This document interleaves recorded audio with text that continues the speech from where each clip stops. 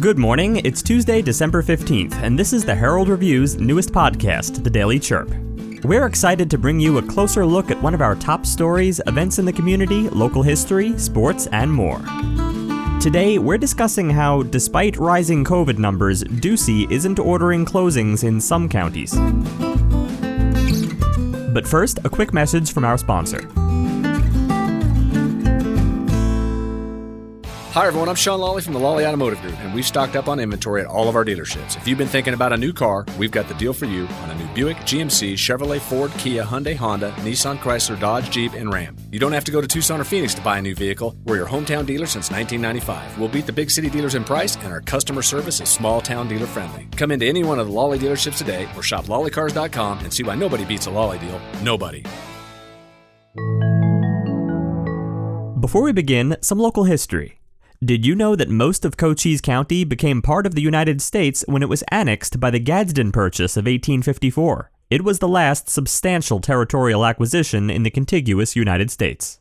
Today's history was brought to you by Benson Hospital. They're doing more than treating illnesses in Benson, they're building a healthier community. Benson Hospital donated rescue inhalers to Cochise County schools to help keep kids healthy and out of the ER. To learn more, visit their website at bensonhospital.org.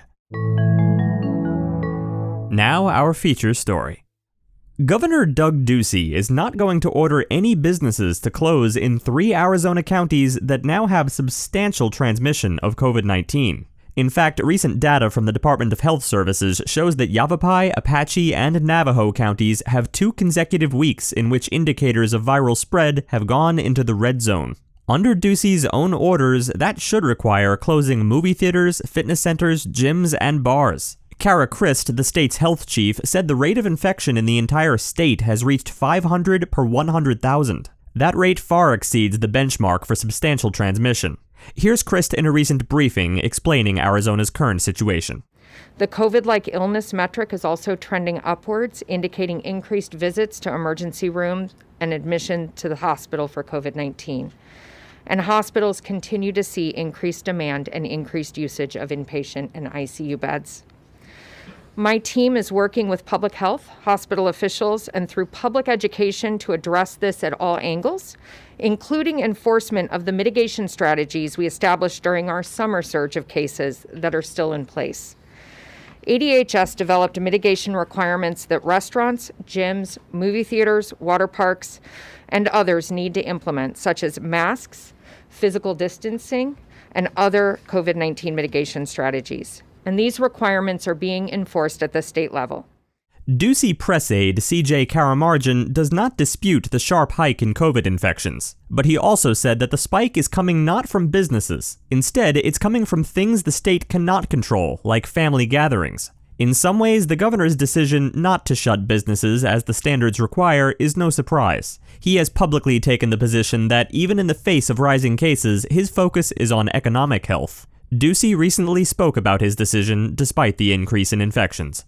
Some have called for additional mitigation measures, shutdowns of entire industries, and curfews on our citizens. I believe we should instead focus on accountability and enforcing the rules we have in place now, and taking a targeted approach to ensure we all participate in the safety precautions we know work. When it comes to mitigation, I know we've asked a lot of Arizonans these past 10 months, and I'm grateful for everyone's commitment and perseverance in slowing the spread of this virus. Back in September, when there were already indications of a rise in infections, Ducey said that, quote, Arizona's open, Arizona's economy is open, Arizona's education institutions are open, Arizona's tourism institutions are open. The expectation is they are going to remain open. But while there are 3 counties now officially at risk of substantial spread, others are at risk of hitting the same levels very soon. Cochise County, for example, has had 2 weeks of high cases and positive test results, but just 1 week in the substantial range for hospital visits. Want to stay up to date on what's going on? Join Neighbor, your trusted neighborhood community. Neighbor is a free online forum you can trust to connect with your community, focus on facts, and make a difference. Join the conversation. Visit nabur.myheraldreview.com. We also want to recognize an athlete in our community today, brought to you by Apex Network Physical Therapy. Providing physical therapy to the community, Apex Network offers a wide range of services, including manual therapy, industrial rehab, dry needling, golf rehab, and more. To learn more, go to apexnetworkpt.com. Today, we're recognizing Benson's offensive lineman Jace Barney, who scored on a 4-yard run during Saturday's game against Santa Cruz Valley. The touchdown happened less than 3 minutes after the Dust Devils scored their second touchdown of the game, and it put Benson on the board. Rigney also made the extra point to make the score 14-7.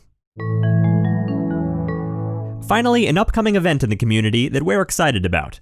The Sierra Vista Fire Department will be doing their annual Christmas toy delivery on Sunday, December 20th. They're looking for riders to assist with the delivery of toys to children in the Sierra Vista area. Meet up at Bamboo Garden at 8 a.m. to help bring a truck full of goodies, excitement, surprise, and cheer to the faces of children. Come wearing your Santa caps, reindeer antlers, and other festive gear. Thanks for tuning in to the Herald Review podcast today. Join us again on Thursday.